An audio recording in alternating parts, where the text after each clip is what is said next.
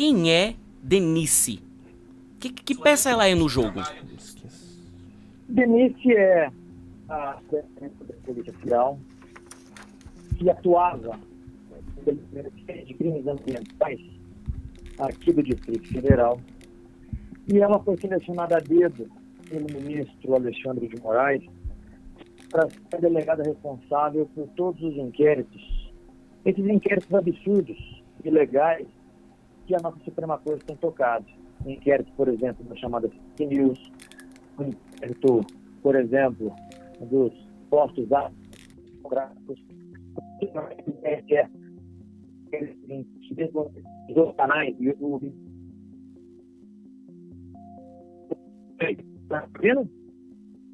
Sim, tá cortando um pouquinho. Talvez seja a ligação. Deixa eu ver. Agora acho que melhorou. Pode continuar. Tá.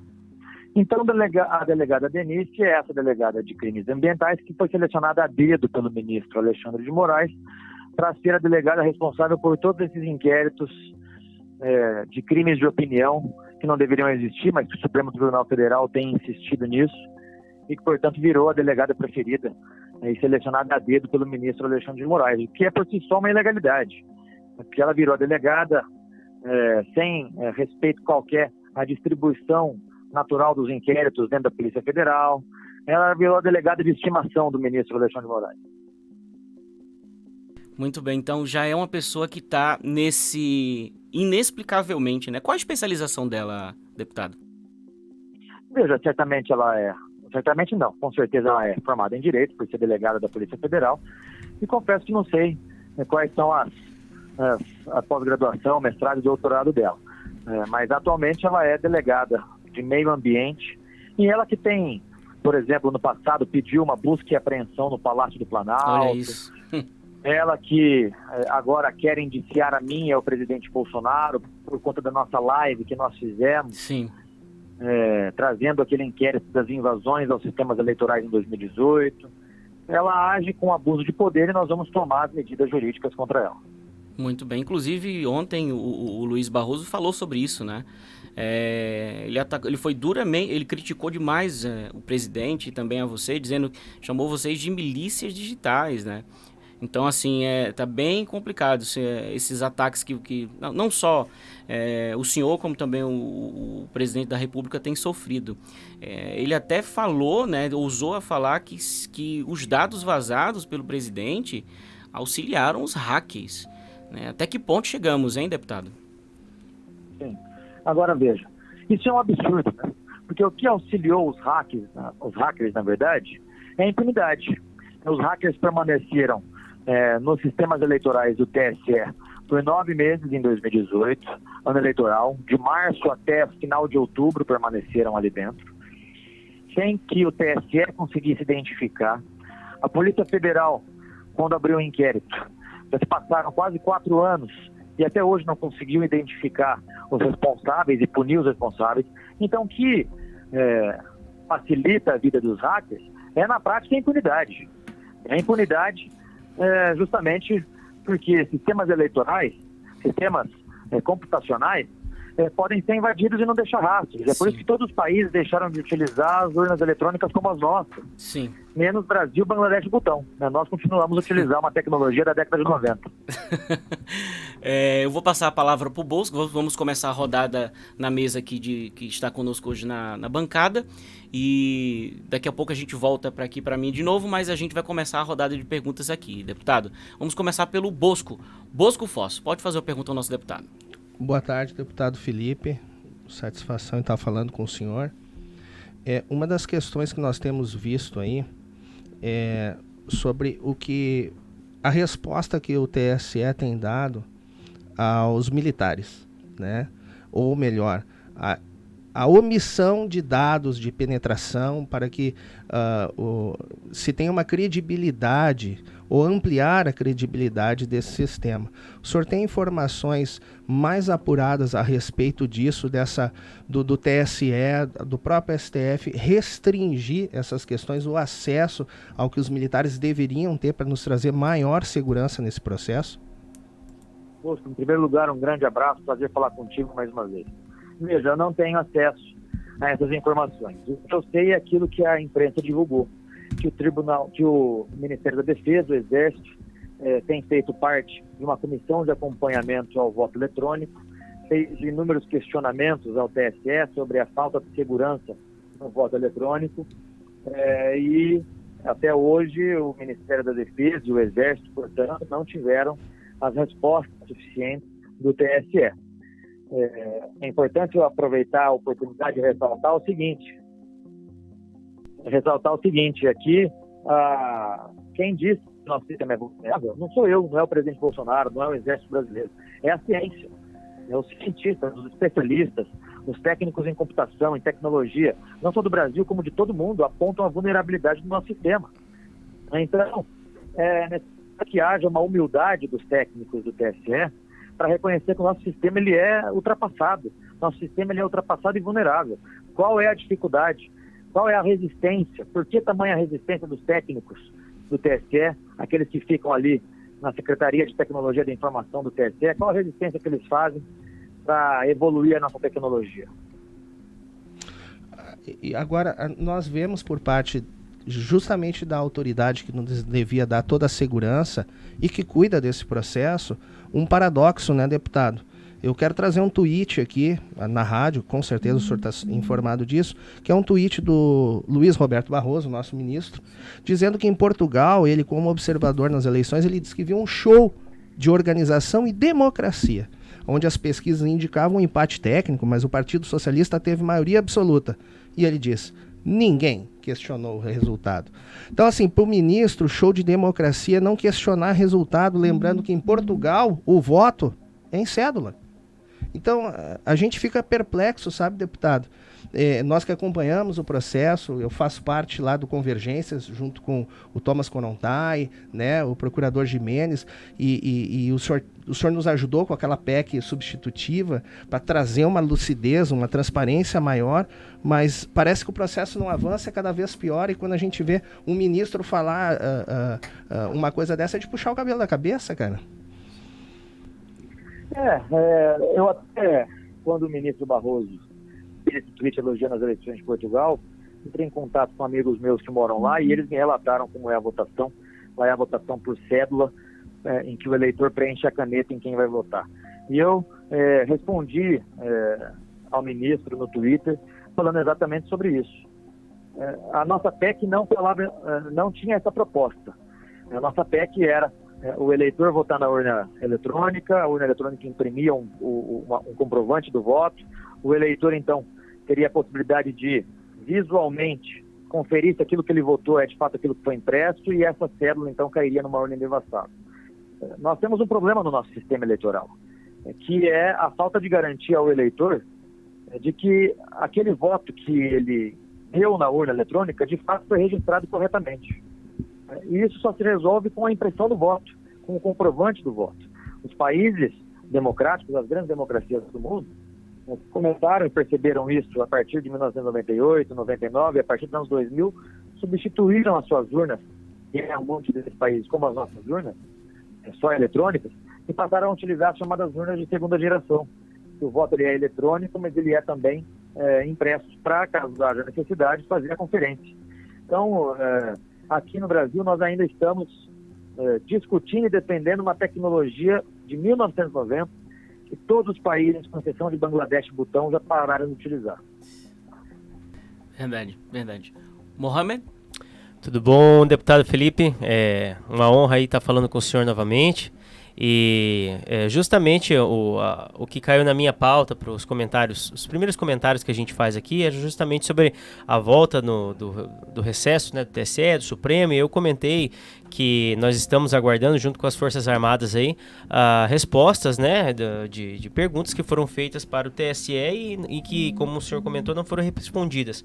E assim, às vezes as pessoas querem que a gente traga aqui uma solução mágica, uma resposta definitiva para as coisas, mas a verdade é que acho que todos nós que estamos tentando entender mais sobre esse assunto, a gente fica perplexo com a irresponsabilidade e a arrogância do TSE em relação a essa pauta, porque a gente sabe que nós vemos hackers, né, atuando em diversas plataformas no mundo inteiro, as mais seguras possíveis. Inclusive todas as grandes, as maiores Big Techs pagam e fazem grandes concursos, digamos assim, para os hackers, para que eles encontrem o erro, porque sempre há. Se é algo feito por um ser humano, sempre vai ter algum erro, sempre vai ter algum detalhe que passou despercebido. Esses dias eu acompanhei, inclusive essa semana, embora eu estava de férias, que o Elon Musk está pagando para um rapaz, um jovem, ninguém da vida, que conseguiu hackear o jatinho do Elon Musk. E o Elon Musk quer que ele não hackeie mais. Então o Elon Musk, em vez de fazer um sistema à prova de falhas, como é a urna eletrônica do Brasil, ele fez o lógico. Ele sabe que é impossível ser a prova de falhas, então ele ofereceu um valor para esse garoto, que fez uma contraproposta de um valor maior, e o Elon Musk ficou meio chateado. Mas vai pagar porque ele é o homem mais rico do mundo. Então a gente sabe que nenhum sistema é inviolável. Absolutamente nenhum sistema é inviolável. Então não faz sentido essa resistência do TSE e dos técnicos em não admitir uma coisa que só eles não admitem. Então assim, parece muito suspeito. E aí a gente vê ministros entrando dentro do legislativo para pressionar os deputados para que eles votem contrários a uma PEC que iria trazer um pouco mais de credibilidade ao sistema, porque ainda assim não seria inviolável e não seria infalível, mas seria um pouco menos duvidosa se a gente tivesse essa opção da impressão no papel, até que a gente possa pensar num novo sistema ainda melhor e assim subsequentemente. Então assim, o que o senhor falou é muito verdade, é uma tecnologia de 20, 30 anos atrás, aproximadamente 30 anos atrás, se for datado de quando ela foi desenvolvida, e aí eles estão resistentes a trocar algo que todo mundo sabe que já é velho, já é antigo e ninguém quer usar. Se fosse boa, as pessoas estariam comprando do Brasil o direito de usar essa urna, ou das empresas que a fabricam. Certo. E a gente não vê isso acontecer. Certo. Deputado, o senhor fez uma carta com relação ao vazamento, né? O senhor fez uma carta aberta, na verdade, divulgada pelo senhor com relação ao vazamento de informações. Quais são os pontos mais fortes dela? Olha só, primeiro essa questão da delegada que nós já abordamos inicialmente. O segundo ponto é entender o seguinte, que a Câmara dos Deputados fez o pedido oficialmente à Polícia Federal de acesso ao inquérito. O requerimento foi aprovado por unanimidade dos membros da Comissão Especial. O requerimento solicitando cópia do inquérito foi aprovado por mim, foi aprovado pelos deputados do PT, foi aprovado por todos os parlamentares que faziam parte da Comissão Especial. Portanto, não era um pedido do Felipe Barros, era um pedido da Câmara dos Deputados, um pedido oficial.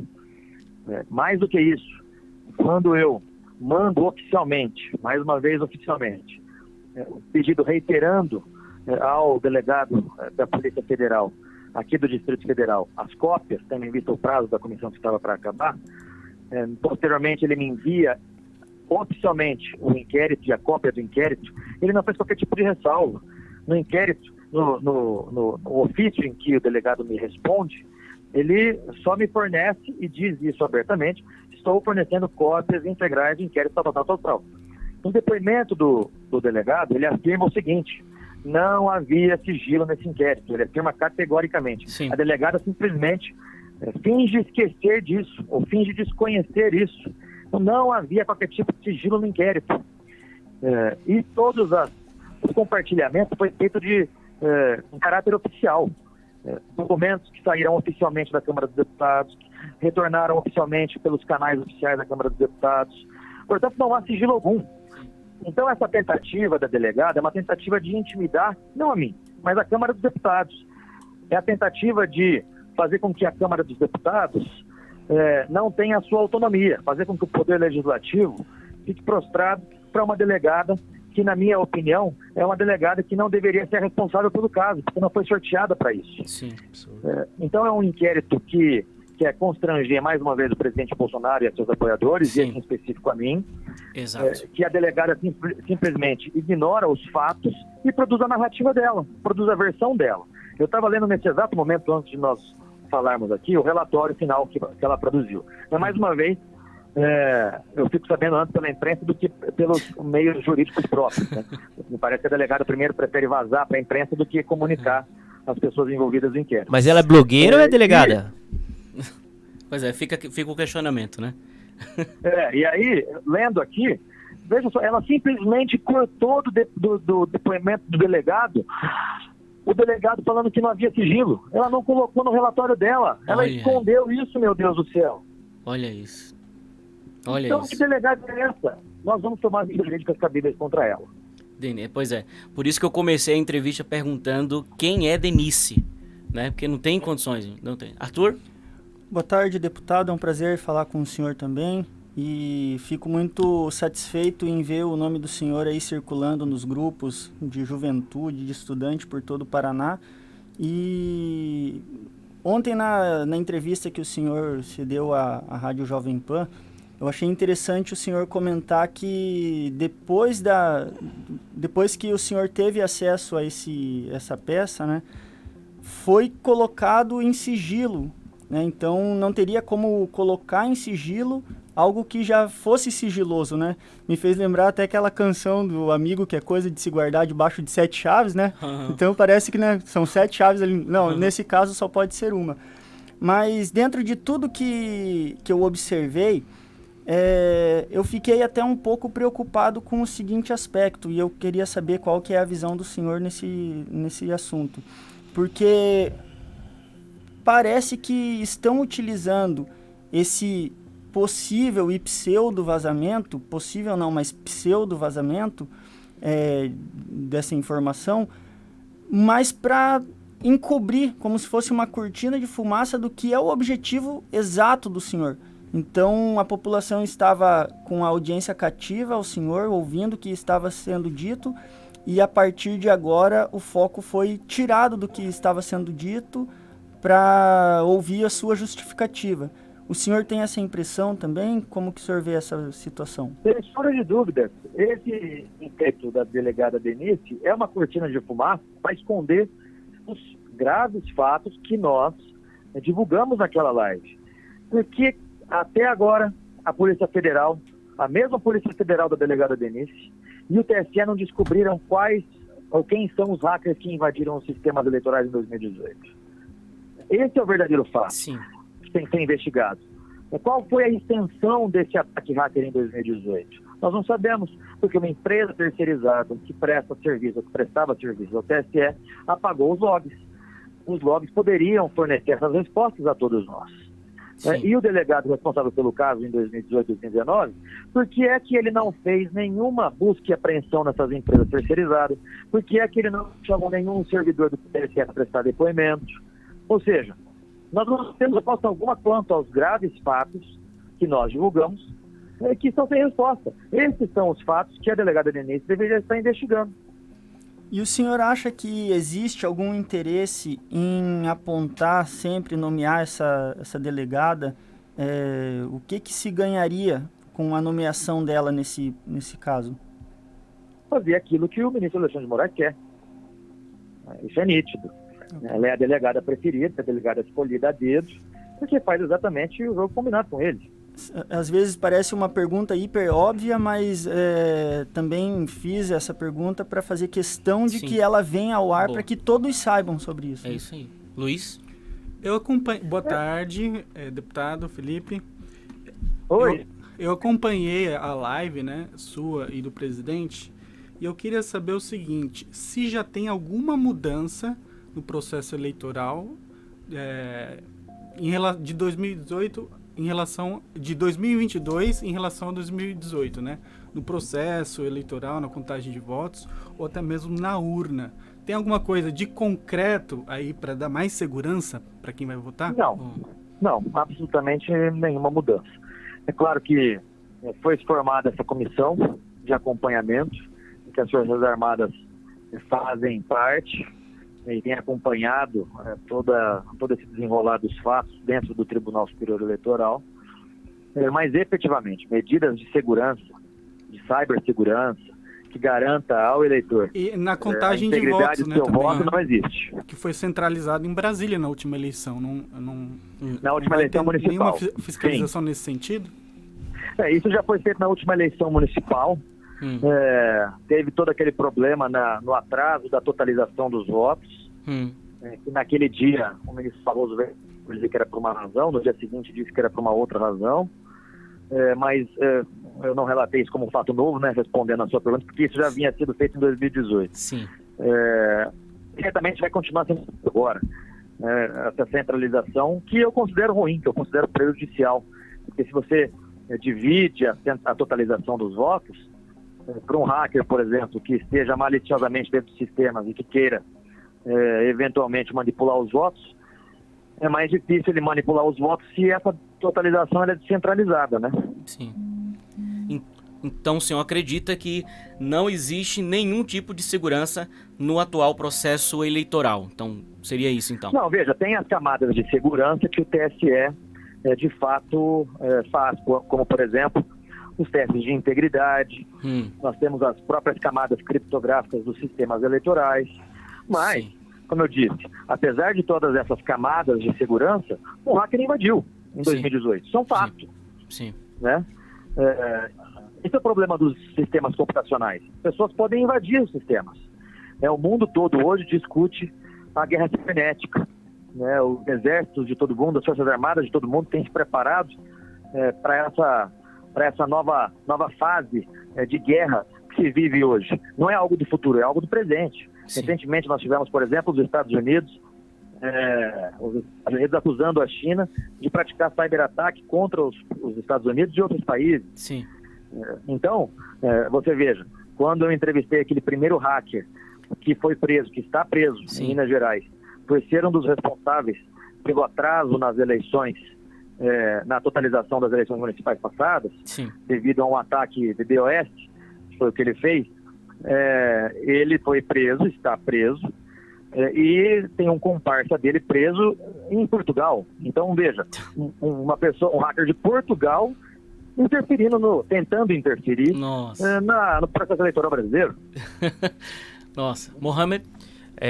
Eu acho engraçado, eu estava pensando agora, a gente está discutindo que é como se, para dar um exemplo para o pessoal comum, é como se você fosse dono de uma loja e tivesse um vizinho de loja também. A gente está discutindo que você foi roubado, o seu vizinho denunciou o ladrão que te roubou e a polícia, em vez de correr atrás do bandido, tá correndo atrás do cara que denunciou. Isso em lugar nenhum do mundo é racional. Em lugar nenhum do mundo, se você der esse exemplo, a pessoa vai falar assim, não, certamente ou tem alguma coisa de errado, ou tem algum interesse escuso, ou, de fato, a pessoa tem algum problema psicológico e ela precisa daí procurar um tratamento médico. Mas, assim, lógica não há, né? Então, assim, chega a ser paradoxal o que a gente está discutindo aqui. Não faz sentido. E tem um outro detalhe. Quando a gente está falando de votação, veja, em qualquer aspecto, em qualquer questão jurídica, a gente tem sempre as partes, né? E a gente tem ali a mediação por meio do judiciário, enfim. Nesse caso, as partes são todo o povo brasileiro, todas as pessoas que votaram nas últimas eleições. E a gente está falando aí de que pelo menos 130 milhões de pessoas, 140 milhões de pessoas, eu acho, mais ou menos, nas últimas eleições. Então, assim, a gente está falando de todo um povo, toda uma nação que é parte dessa discussão. Como que eles querem manter sigiloso um inquérito de todas as partes desse inquérito, que são cada uma das pessoas que votaram na urna. Todas as pessoas que votaram na urna são interessadas em saber se o seu voto está sendo bem creditado, em quem ela votou e se o processo tem lisura. Então, assim, quando o TSE diz, só por eles dizerem que esse processo deveria ser sigiloso, eu já acho um crime contra a população. É uma imoralidade, porque a população é parte nessa discussão. A população tem que saber e tem o direito de saber sobre o que acontece com o seu voto. E quando o TSE faz isso, ele está acabando com o nosso direito à democracia, com o nosso direito de cidadão brasileiro. E a pergunta?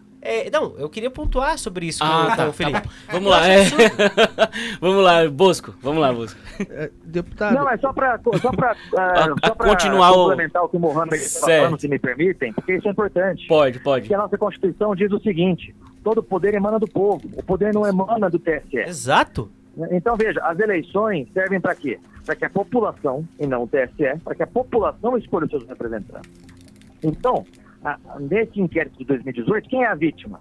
A vítima é o eleitor brasileiro, é o povo brasileiro. Exatamente. Que nós não sabemos porque apagaram os logs, mas que, em tese, um hacker entra dentro dos sistemas com a possibilidade de manipular os votos e, portanto, o voto, a manifestação de vontade do eleitor brasileiro foi violada. Então a vítima é o povo brasileiro. O povo tem direito de saber. Exatamente. Bosco? Deputado, me parece o seguinte, quando a gente permanece no âmbito eletrônico, né, da discussão eletrônica sobre questão de tecnologia, como faz e não faz, a gente acaba esquecendo um detalhe que eu considero muito importante, e o senhor já participamos de uma live a qual a gente tangenciou esse assunto, e eu vou trazer o paralelo até para que esclareça para quem está nos ouvindo. Em 2005, até 2005, a Alemanha adotava um sistema eleitoral parecido com o nosso, um sistema eletrônico. E eles consideraram, a partir dali, de análise, de discussão, um sistema inconstitucional. E as nossas eleições, elas, desde que foi adotado o modelo eletrônico, ela se tornou inconstitucional, porque ela não respeita o sufrágio universal. Isso é, a visibilidade, porque o que é secreto não é o voto. Se o voto fosse secreto, ninguém ia saber, ninguém ia poder contar. O que é secreto é a identidade de quem vota. Sim. Pontua por aí. Então, assim, hoje eles adotam um sistema que atende à Constituição, que é permitido uma contagem física sólida, né, uma recontagem, uma conferência. Nós não temos isso, nós não respeitamos a nossa Constituição com esse sistema eleitoral, isso tem que ficar claro. Então, assim, uma das mudanças em relação a isso é o respeito do sufrágio universal, né, da que as pessoas saibam o resultado da eleição, direto, livre, né, e que possa ser contado, porque entre o que eu digito no teclado e o que vai ser gravado na EPROM é que pode haver modificação. Eu posso digitar 1 e lá no flashcard fica 2. Fica 2. E aí, como que eu confiro isso depois? Exato. Então, a abertura do processo eleitoral, respeitando esse processo constitucional, assim como foi feito na Alemanha, eu vejo, deputado, como primordial.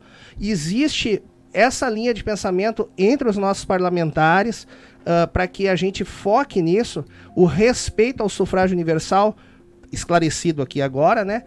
O nosso sistema de votação respeite isso. Nós temos dois problemas no nosso sistema eleitoral. O primeiro, nós já falamos, é a falta de garantia ao eleitor que o seu voto foi registrado corretamente. Então essa é a primeira fase no processo eleitoral, é o registro do voto. Hoje nós votamos a cega, a gente digita na urna e não temos a certeza da garantia que o software registrou corretamente nosso voto. O segundo problema que nós temos no nosso sistema eleitoral é a apuração. Nossa apuração é secreta, ela é sigilosa, feita pelo mesmo software dentro da urna, o que por si só já é um ato antidemocrático. A apuração é o ato mais solene, digamos assim, de uma eleição. É o momento em que cada voto ele é contabilizado. Qual que é a diferença da apuração para a totalização? A totalização depois é a soma dos votos de todas as urnas. A apuração é a soma dos votos daquela urna específica. O Brasil é o único país do mundo que concentra essas atividades dentro de um mesmo software, dentro de um mesmo equipamento, de maneira sigilosa. Mesmo os países que informatizaram parte das eleitorais, não informatizaram o. Então a apuração ser secreta, por si só, já é uma afronta à soberania popular. Eu vou aproveitar um gancho aqui do Bosco. Você vê como usam a publicidade para iludir o povo, né? Dizendo que é super incrível e tecnológica, as urnas. Meu Deus, o Bosco falou da Alemanha. Da Alemanha, eu acompanhei um pouco desse último processo, porque eu tenho um colega lá, agora ele está novamente no Brasil, mas ele morou mais de 12 anos na Alemanha, ele é um brasileiro naturalizado lá, tem direito a voto. E aí, como ele é muito ativo nas redes sociais, ele mostrou como que funciona lá a questão do voto, ele mostrou como vem as cédulas e tudo mais. É um nível de sofisticação e de segurança, mas assim, que não há comparação. Não tem como você explicar, você votar no botãozinho e como a gente vota aqui e como eles votam lá, com nível de segurança, com a forma como é estabelecido o sistema eleitoral, o sistema de votação. Então assim, é praticamente como se eles afirmassem que o povo brasileiro é absolutamente incapaz. E aí precisa de um sistema muito reles, muito simplório, muito ultrapassado para votar, porque ele não é capaz de marcar com uma bolinha, com uma caneta, fazer uma bolinha, um xizinho no candidato em que ele quer dentro de um papel que pode ser conferida a autenticidade desse papel, um papel timbrado, que é enviado de forma sigilosa. Então, assim, é como se tirassem sarro do povo brasileiro. E o problema é que poucas pessoas têm acesso a entender como é o sistema de votação nos outros países. É por isso que enganam. Então a gente está fazendo esse trabalho aqui de mostrar para as pessoas a diferença que há.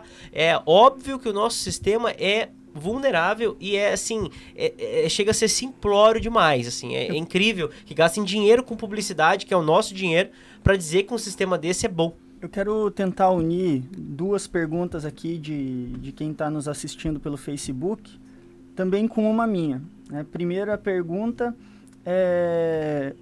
Deputado, é da Taline essa pergunta. O senhor acha que vamos conseguir participar do processo eleitoral por conta do passaporte sanitário que estão querendo exigir para acesso aos colégios eleitorais, as zonas eleitorais, né? Isso seria possível?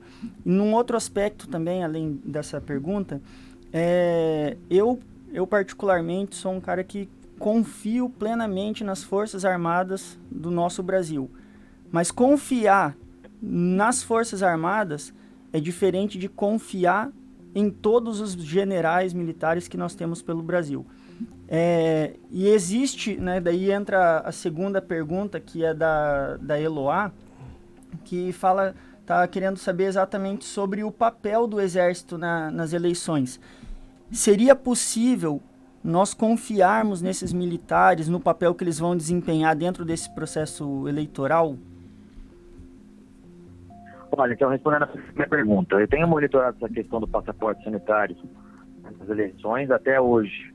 O que se tem é apenas boatos, de fato não há nenhuma portaria do TSE determinando isso, não há nenhuma lei determinando sobre isso. Até porque seria nitidamente inconstitucional. Nossa Constituição Federal fala e garante a universalidade do voto. Não é possível uma portaria do TSE fazer restrições aos eleitores. Não é possível que um projeto de lei faça restrições aos eleitores, porque o voto universal ele é uma cláusula pétrea da nossa Constituição Federal. Portanto, tenho monitorado essa situação, acho difícil de ela se concretizar, ainda bem. Em relação à segunda resposta, eu confio nas nossas Forças Armadas. Eu confio nos nossos generais, confio na equipe que o general Paulo C., o comandante do Exército Brasileiro, selecionou para acompanhar a situação. Conheço esses generais, sei a competência que eles têm e pelo preparo técnico que eles têm sobre essa matéria. Agora, dito isso, é importante dizer que, mesmo com esse acompanhamento dos militares, os problemas persistem. O registro do voto continua sendo sigiloso para o seu próprio eleitor, nós não temos essa garantia de que o voto foi registrado corretamente, e a apuração continua secreta. Então, como minha avó dizia, né, a ocasião faz o ladrão.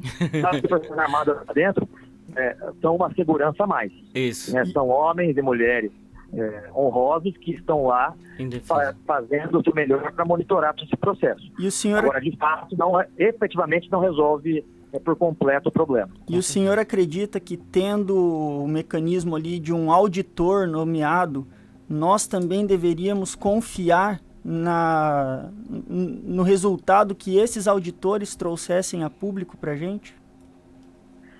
Não acredito que essa seja a solução.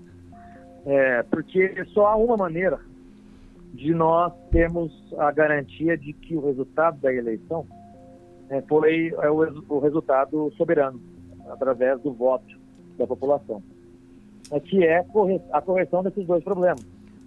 A correção do registro do voto através da impressão e a apuração sendo, no todo, em parte, aberta ao eleitor. Perfeito, deputado. Pessoas, enfim. Era isso até que eu ia dizer. Para garantir a transparência necessária no processo eleitoral. Sim. Até isso que eu ia dizer, assim, quanto à questão da confiabilidade das nossas Forças Armadas e auditores, vão ser pessoas sérias que vão estar ali, mas elas têm limites. Ninguém enxerga bytes.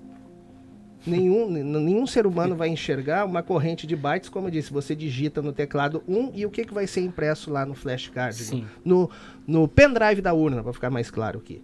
Ninguém consegue ver isso. Então é como o senhor falou, o registro físico, concreto, né, de um voto sólido. Seria só isso, gente. Acabou, Não é resolve nada a questão. demais. E ninguém está propondo para caneta e papel. A urna é um RDV, um registro digital de voto. Digita lá, imprime, pronto, acabou. Tá? A solução é tão simples, mas... É engraçado que em 2016 tinha, olha só, o Gilmar Mendes, acho que na época era presidente do TSE, se não me falha a memória, ele apresentou a nova urna, a segunda geração de urnas eletrônicas, E com mais muita moderna, feliz, num lindo evento, certamente regado a vinhos, com minimamente lagosta. 4 prêmios internacionais, e eles fizeram um evento demonstrando como era muito mais funcional e segura essa outra urna. Então, assim, não há absolutamente nenhum sentido. Parece que a gente está vivendo assim, uma mistura de 1984, de George Orwell, com o Admirável Mundo Novo, do Aldous Huxley. Boa. Porque não faz sentido. Há Sim. poucos anos atrás, as pessoas estavam dizendo que a urna eletrônica com o voto impresso era a nova geração da urna que nós temos, Mas isso... mais segura. E agora eles dizem que é o próprio demônio. Sim. Não tem Isso lógica. fica claro que é perseguição política, né? É mais um assunto político do que realmente pela democracia. Para você que está nos acompanhando pela rádio, nós estamos com o deputado Felipe Barros ao telefone, e para você também que está chegando agora pelo YouTube, pelo Facebook, deixe seu like, também ative o sininho para receber as notificações quando a gente estiver ao vivo. A gente vai girar o assunto. Antes de girar o assunto, Bosco. Para não perder não sei quanto tempo o deputado ainda vai ficar conosco, mas eu não, deputado, uma questão que circula muito e nós estamos ansiosos, como paranaense aqui que somos, de ter um governador de direita, conservador, intimamente ligado ao nosso presidente. Ele já botou a mão no teu ombro e disse vai? Fala para nós. Eu ia girar para esse Eu assunto. não viria para Brasília essa semana. Um dos motivos pelos quais eu vim a Brasília é justamente para dialogar com o presidente Bolsonaro Sim. sobre essa deliberação.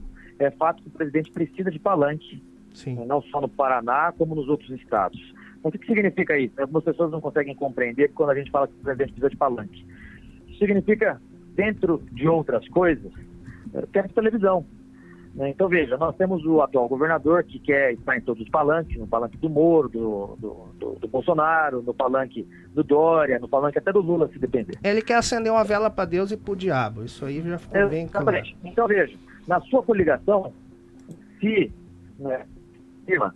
a informação que nós temos que já existiria, em tese, um acordo do atual governador com o Podemos, para apoiar o senador Álvaro Dias, que é meu conterrâneo, tenho um grande carinho por ele, mas não faz parte do grupo do presidente Bolsonaro.